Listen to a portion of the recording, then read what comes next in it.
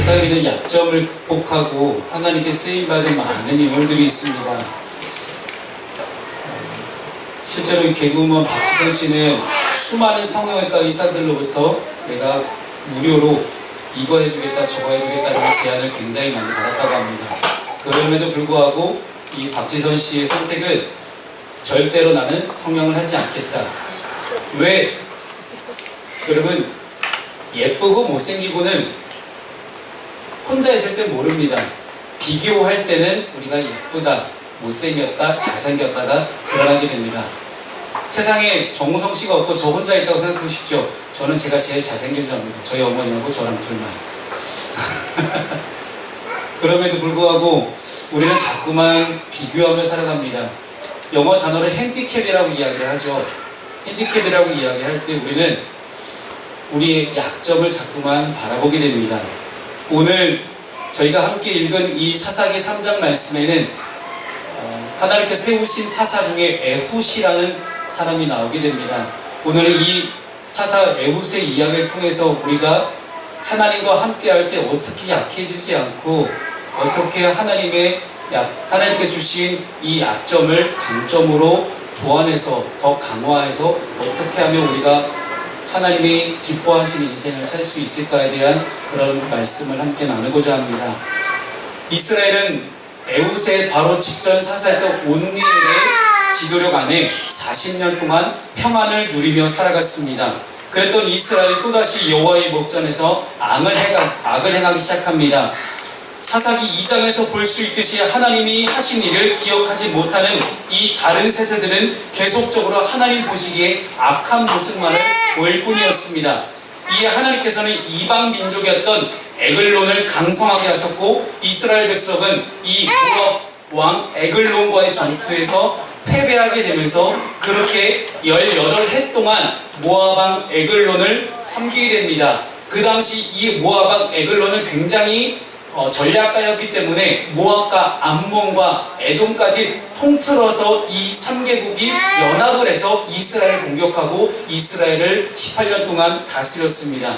이에 이스라엘 백성들이 하나님께 도저히 못 살겠습니다 라고 하나님께 부르짖으며 기도하자 하나님께서 세우신 사사가 오늘 주인공인 에훗이라는 사람입니다. 그리고 그 에훗을 통해서 하나님께서는 이스라엘을 구원하시기로 작정하셨습니다. 오늘 본문 말씀을 통해서 우리에게 주시는 하나님의 교훈을 함께 우리 세 가지로 살펴보도록 하겠습니다. 하나님께서는 외적인 조건에 따라 사람을 세우지 않는 분이십니다. 이스라엘이 고통받고 있을 때 부르짖었고 하나님께서 세우시는 사람을 보내십니다. 이스라엘 백성들이 하나님께서 보내신다고 할 때 누가 보기에도 훌륭한 사람을 보내주셔서 자기 민족 이스라엘을 구원하기를 바랬습니다. 아마도 유대인들이 예수님 당시에 예수님을 바라보면서 가졌던 이 메시아 사상은 몇천 년 전이나 그때나 지금이나 동일한 것 같습니다. 항상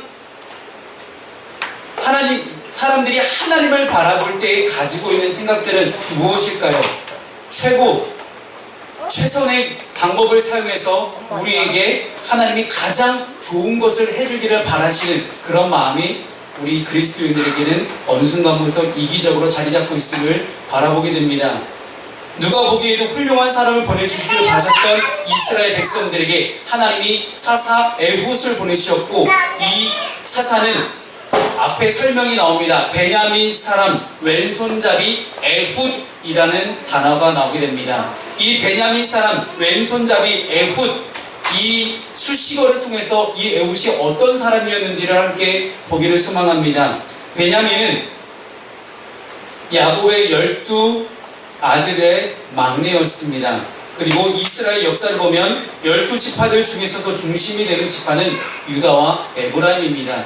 그래서 우리가 나중에 솔로몬 왕 아들이었던 르호보암 시대에 이스라엘이 북이스라엘과 남유다로 갈라졌을 때 남쪽 유다의 중심이 되었던 지파가 유다 지파이고 북이스라엘의 중심이 되었던 지파가 에브라임 지파였습니다. 소위 말해서 가장 잘 나가는 지파입니다. 소위 말해서 제일 잘 나가는 가문 꼽으라면 유다와 에브라임을 꼽습니다. 출애굽 시대에 보면 유다 지파가 가장 숫자가 많았고요. 그 다음은 에브라임과 므낫세 이런 지파들이 가장 숫자가 많았습니다. 그 당시에는 숫자가 가장 많은 지파를 가장 우두머리 지파라고 생각했던 그런 고대 이스라엘 사람들의 생각들이 있었습니다. 유다는 이 분열왕국 이후에 남쪽을 지배하기 시작하고 에브라임은 분열왕국 이후에 북쪽을 지배하게 되는데, 아무리 살펴봐도 베냐민 지파라는 단어를 아무리 찾아봐도 베냐민 지파는 절대로 주목을 받는 그런 지파가 아니었다는 사실입니다. 그런데 이 베냐민 지파, 아웃사이더와 같은 이런 베냐민 지파에서 하나님이 세우신 사사 이 에훗, 이 베냐민 지파의 에훗이라 이야기해본다면 속된 말로 이해해서 개천에서 용난 그런 경우가 오늘 사사 에훗의 상황이었습니다.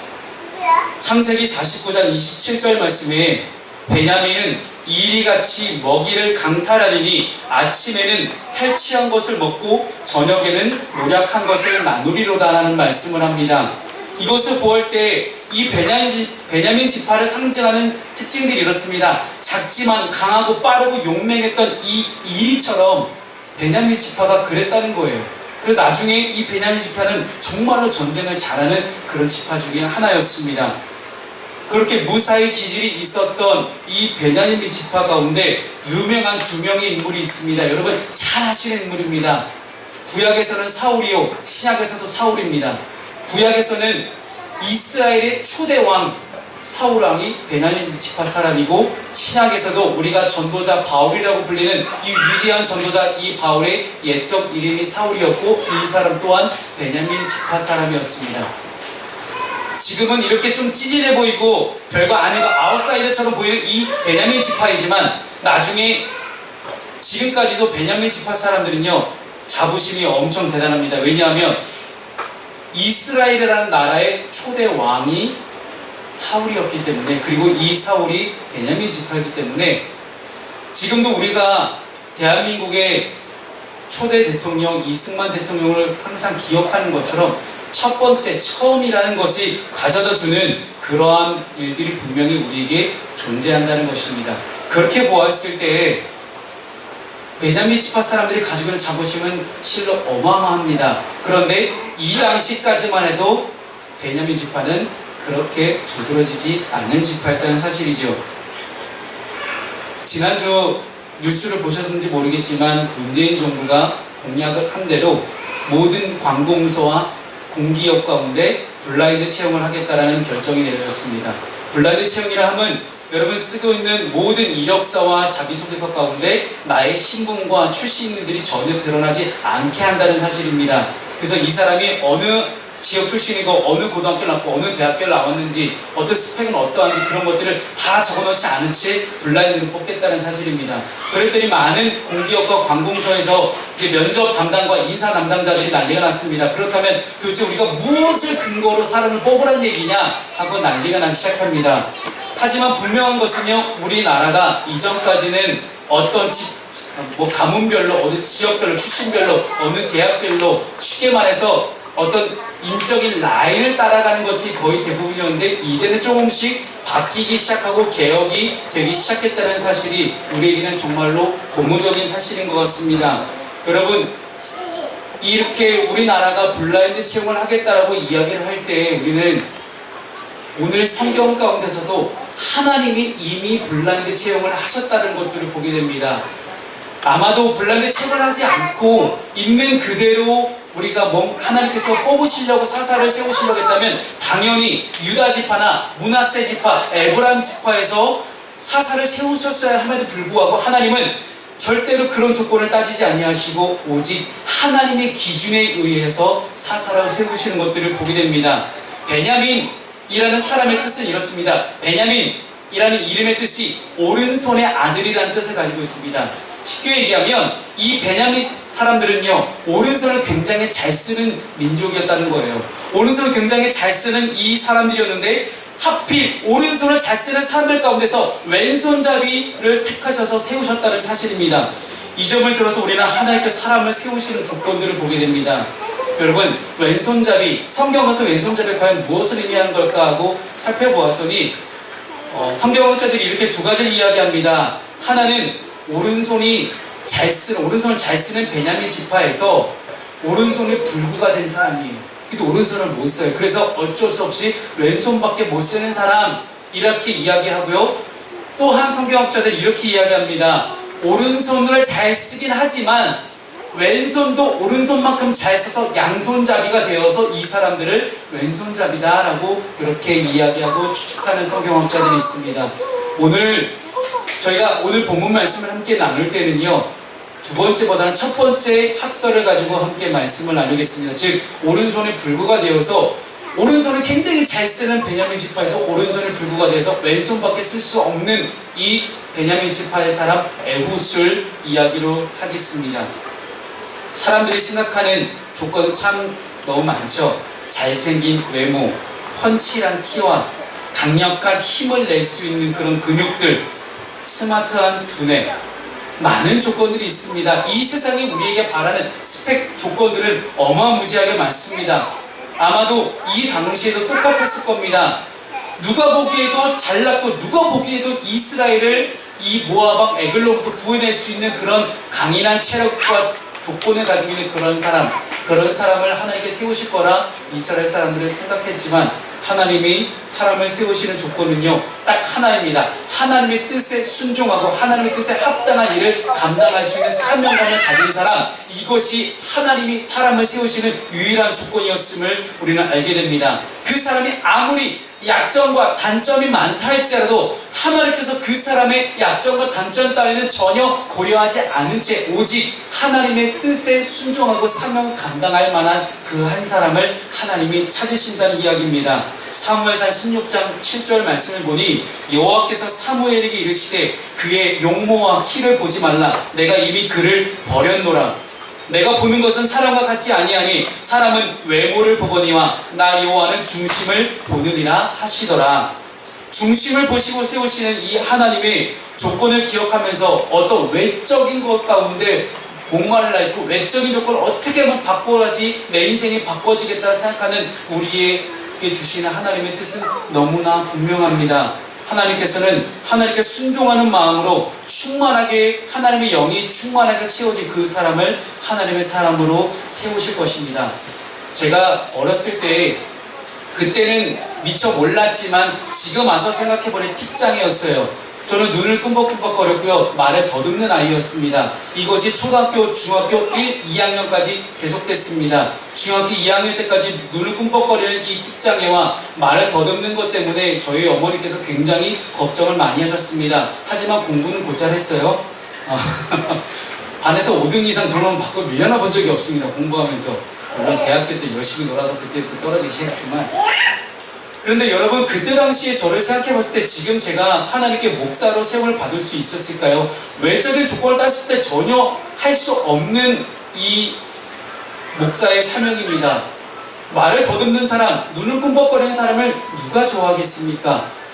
그 어느 누가 봐도 저는 목사가 될 수 없는 사람이었습니다. 하지만 하나님께서는 저를 어떻게든 목사로 만드시려고 작정하신 것 같습니다. 저도 모르게 어느 순간부터 이 틱장애가 없어지기 시작했습니다. 조금씩 없어지기 시작했습니다. 근데 이 없어지는 과정이 결코 쉽지는 않았어요. 저는 그게 틱인지도 몰랐지만 분명한 것은 저 나름대로 스스로 이것을 고치기 위해서 부단히 많은 노력을 했다는 것이죠. 그런데 수많은 노력을 함에도 불구하고 쉽게 고쳐지지 않는 것이 틱장애입니다. 이것이 저한테는 굉장히 큰 컴플렉스였어요. 크게 이 핸디캡으로 다가오는, 이 약점으로 다가오는 이것 가운데 정말 많은 고민을 했습니다. 가끔씩 어디를 가게 되면 당황하는 순간들 혹은 압박감으로 다가오는 그 순간들이 되게 되면 저는 이내 그 상황을 피하곤 했습니다. 그러다 보니 제 안에는요, 어떤 안에 있는 울분감들, 우울증들, 어떤 분노, 어떤 성냄, 이런 것들이 가득하게 되며 누군가를 바라보며 비교하며 시기하며 질투하는 제 마음속에 또 다른 나를 자꾸만 바라보게 됩니다. 그래서 저는 중학교 1학년 때부터 고등학교 2학년 때까지 교회를 안 다녔습니다. 교회를 갈 수가 없었어요. 제 마음속에 또 다른 내가 그것을 허락하지 않는 그런 제 자신을 보게 됐습니다. 그리고 누구 앞에만 서면 자꾸만 가슴이 떨리고 말을 잘하지 못하고 부끄러워서 속으로 숨고 싶어하고 사람들의 시선을 자꾸만 신경 쓰이고 어찌할 바를 모르고 있는 그런 제 모습이었습니다. 하지만 하나님께서는 그런 저를 변화시키기 시작하셨습니다. 조금씩 변화시키기 시작하십니다. 그 순간이 언제였냐 생각해보더니 고등학교 2학년 때 다시 교회를 다니기 시작한 순간부터 누구 앞에서도 말 하나 제대로 하지 못하던 제가 조금씩 바뀌어가는 것들을 보게 됩니다. 교회에서 물론 처음에 율동을 예쁘게 하는 여자아이를 바라보면서 그 애 한 명 보려고 교회를 갔지만 어느 순간부터 조금씩 하나님께서는 제 마음 가운데 들어오기 시작하셨습니다. 그리고 제가 할 수 없는 일들을 무언가를 자꾸만 맡기기 시작하십니다. 대학생이 되었고 대학생 때 선교단체에서 사역을 하면서 정말로 제가 할 수 없다고 생각했던 제가 상상했던 그 이상의 것들을 하나님께서 저를 통해서 만들어 가신 것들을 보게 되었고 급기야 나중에는 전국 선교단체 연합체에서 리더로 서게 되는 그러한 일들까지도 제가 감당하게 되는 제 자신을 보게 되었습니다. 예전에 저와 그 나중에 저를 하나님께서 쓰시고자 하나님께서 사명을 저에게 부어주시고 하나님께서 하나님의 일들을 만들어 가지고자 하실 때의 저의 모습은 너무나 달랐습니다. 사랑하는 여러분, 우리는 자꾸만 조건들을 보게 됩니다. 나에게 있는 것들, 나에게 없는 것들, 하지만 있는 것보다는 없는 것을 더 많이 생각하는 것이 인간의 본성입니다. 없는 것들을 생각하다 보니 그것이 곧 나에게는 약점이 되었습니다. 그 약점이 곧 나에게는 핸디캡으로 작용하고 그 약점이 내 마음을 비교와 시기와 질투로 만들어가는 것들을 보게 됩니다. 그러니 우리의 마음은 자꾸만 조급하게 됩니다. 여러분, 이 조급함들 때문에 우리는 자꾸만 하나님을 바라보지 못하고 다른 것들을 바라보게 되는 것입니다. 사도 바울이 신약 성경 마지막 부분에서 이렇게 이야기를 하죠. 이 말세의 징조가 있으니 말세에 여러 가지 현상들이 있으니 그 중에 하나가 조급함이라는 것이죠. 왜 조급해집니까? 내가 없기 때문이에요. 미리 준비하지 못했기 때문이에요. 사랑하는 성도 여러분, 하나님이 세우신 조건은 너무나 분명하고 간단합니다. 하나님의 말씀에 순종하며 하나님의 음성에 귀를 기울이며 하나님이 행하신다, 하나님의 뜻 안에서 행할 수 있는 준비가 되어 마음의 준비가 되어 있는 사람. 사랑하는 성도 여러분, 저 여러분이 하나님이 사람을 세우시는 그 조건에 부합하게 되는 저 여러분 되기를 소망합니다. 두 번째, 하나님께서 에웃을 통해서 우리에게 말씀하시는 것들은 약점도 하나님께서 함께 하시며 강점이 된다는 것이죠. 에웃을 바라보면서 많은 사람들은 과연 이 오른손 불구자, 오른손의 장애이고 왼손만 쓸 수밖에 없는 이 에웃이 과연 우리를 위해서 무엇을 할 수 있을까라는 그런 걱정과 고민과 근심을 했을 것입니다. 이 에웃의 약점이 강점이 되는 것들을 우리는 오늘 본문 말씀을 통해 보게 됩니다. 에웃이 길이가 한 규빗 되는 좌우에 날선 칼을 만들어 그의 오른쪽 허벅지 옷 속에 차고라는 이 문장을 보았을 때에 왼손잡이인 에웃이었기에 몸수색을 피할 수 있었지 않았을까라는 추측을 해보게 됩니다. 그 당시 거의 대부분 무사들의 특징은 오른손잡이였습니다. 오른손을 잘 못 쓰는 사람들 전쟁터 내보내지 않았던 것이 고대 근동의 거의 대부분 모든 나라들의 특징이었어요. 오른손잡이, 칼잡이의 특징이 어떻습니까? 칼을 왼쪽에 차고 빨리 칼을 뽑아서 전쟁을 할 수 있는 준비를 하는 것이 일반적입니다. 그런데 왼손잡이인이 어떻게 칼을 이렇게 뽑겠냐? 불가능하다. 쟤는 왼쪽 허리에 칼이 없네? 얘는 칼을 안 가지고 왔구나 하는 생각으로 에웃에 대한 몸수색을 하지 않았을 것입니다. 그렇기 때문에 그는 길이가 약 40cm, 한 규빗은 이 끝부터 팔꿈치까지의 길이가 한 규빗입니다. 대략 40cm 정도 되는 칼을 허벅지에 숨기고 모아방 에글론 바로 앞에까지 그는 갈 수가 있었습니다. 모든 사람이 약점이라고 생각했던 이 약점이 하나님께는 오히려 이렇게 하면 에웃이 내가 사용한 일에 쓰임받을 수 있겠구나, 하나님 보시기에는 너무나 큰 강점이었음을 우리는 보게 됩니다. 그리고 에웃은 하나님께 주신 지혜를 발휘해서 에글론과 단 둘이 있게 됩니다. 여기서 말하는 돌을 떼는 곳에서 다시 돌아왔다는 것은요, 돌을 떼는 곳을 그 당시는 돌을 떼는 곳, 돌을 다듬는 것, 정으로 다듬는 것을 말합니다. 그 당시 돌을 다듬어서 정으로 다듬어서 만든 것은요 우상이었습니다. 이방신을 섬기는 그 우상을 만들던 곳에서 돌아와서 다시 에글론 왕에게 왔다는 사실이요. 그 당시 에글론 왕이 살던 곳은요 여리고였습니다. 여러분 함께 오늘 보셨던 오늘 본문 말씀 가운데 어떤 내용이 있었습니까? 오늘 본문 말씀 가운데 보십시오. 13절 말씀에 이스라엘을 쳐서 종려나무 성읍을 점령한지라. 그 당시 종려나무 성읍은 여리고를 말합니다. 요단강을 건너자마자 첫 번째 맞닥뜨리는 그런 성이 여리고 성이었죠.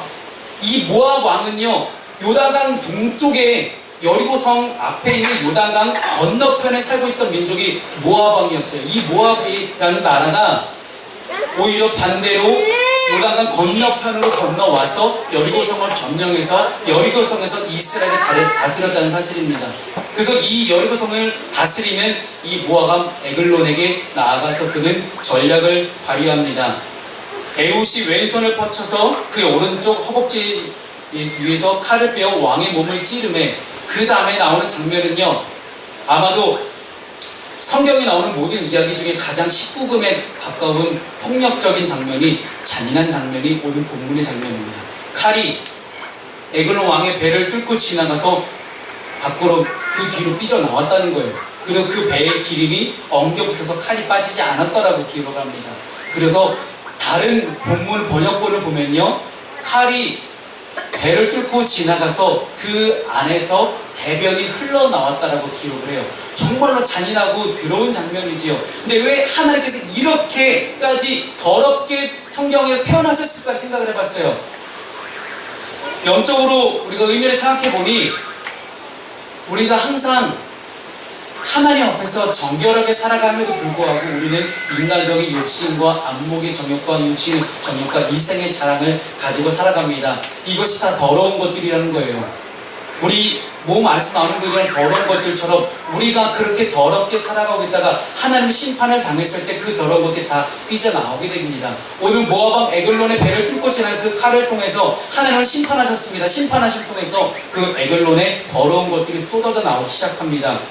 오늘 하나님이 세우신 자리에서 순종함으로 하나님과 함께 나아가시길 바랍니다. 우리가 생각했던 약점을 강점으로 바꿔주신 그 하나님을 믿으시기 바랍니다. 사랑하는 성도 여러분, 그렇게 하나님의 일에 귀하게 쓰임받게 되는 하나님 나라의 리더가 되기를 소망합니다. 마지막으로 세 번째, 약점을 극복한 인물들을 통해서 역사와 미래가 바뀌는 것들을 우리는 보게 됩니다. 약점을 극복한 한 사람을 통해서 우리는 우리의 역사가 미래가 바뀌어지는 것들을 보게 되는데, 애초에 약점이라는 것은 아까도 함께 나눴지만 남과 비교할 때 생겨나는 것이 약점이에요. 그 비교의식은 우리에게 낮은 자존감을 가져다 줄 뿐 아니라 우울증까지도 유발하는 것이 비교의식입니다.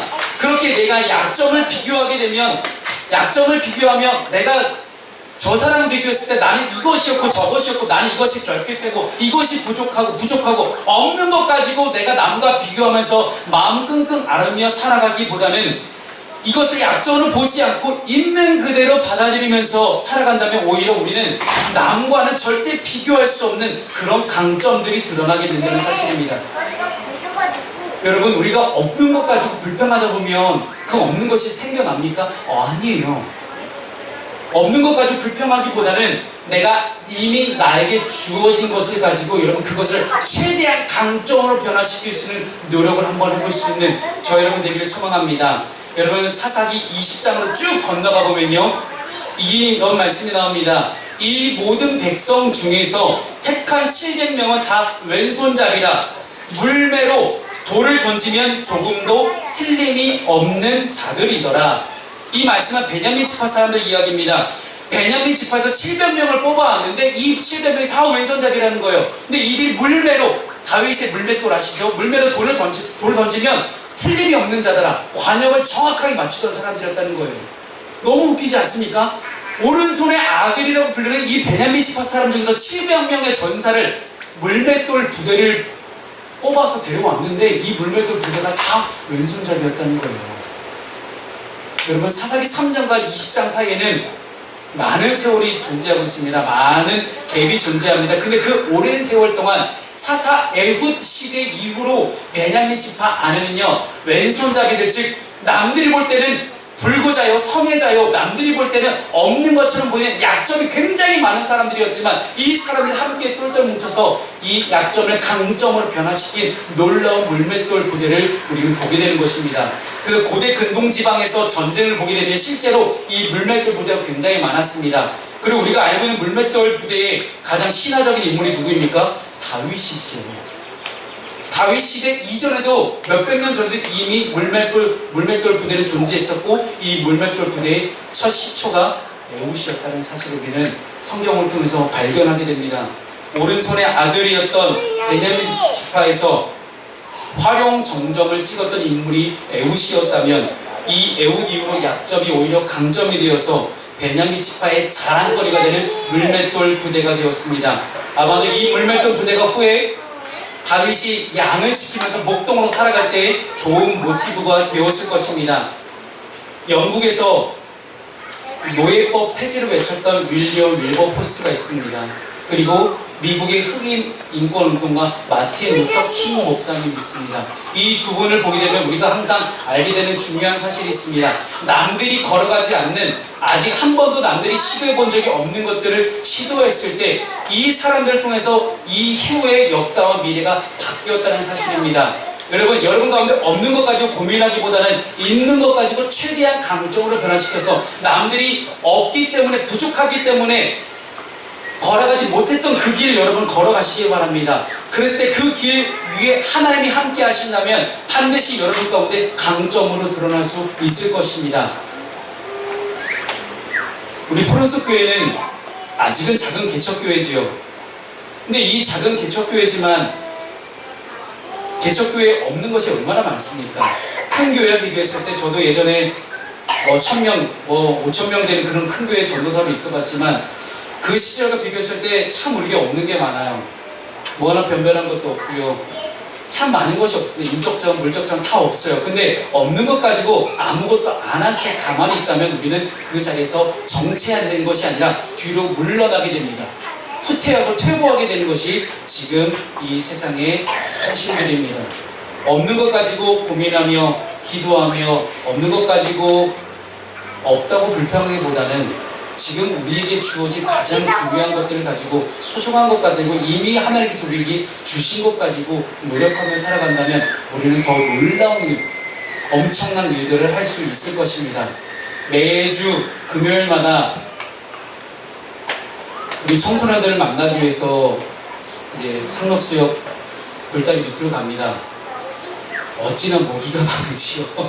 그 뒤가 바로 풀숲이잖아요. 모기가 어마어마하게 날라와요. 이번에도 이제 들꽃 청소년 세상 이제 한신 쉼터에 이제 소장님과 함께 대화를 나누면서 그분이 저를 보면서 이렇게 이야기를 해요. 세상에 목사님 같은 분이 참 있네요.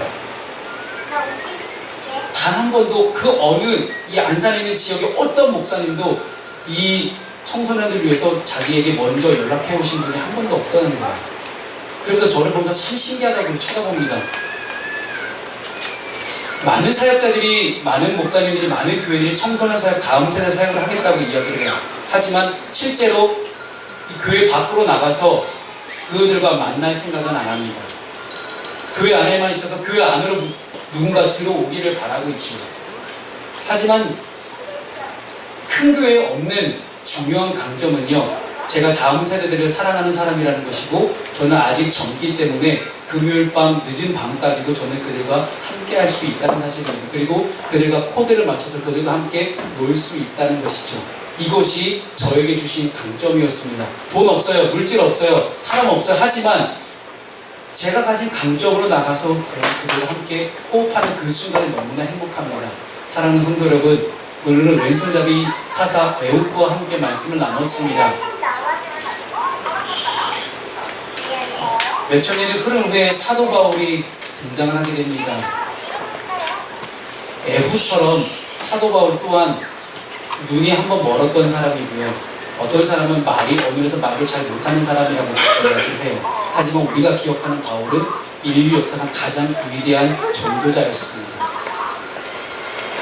저와 여러분 가운데 그러한 하나님의 일들을 감당할 수 있는 그런 일이 속히 오게 되길 소망합니다. 두려워하지 마시고 우리 다음 세대 우리 청년들 청소년들도 고민하지 마시고 지금 나에게 하나님 주신 것이 무엇일까 고민하며 이것을 발전시키기 위해서 노력할 수 있는, 그래서 하나님께서 사용하시는 리더로 세움받을 수 있는 그런 저 여러분 되기를 소망합니다. 기도하겠습니다.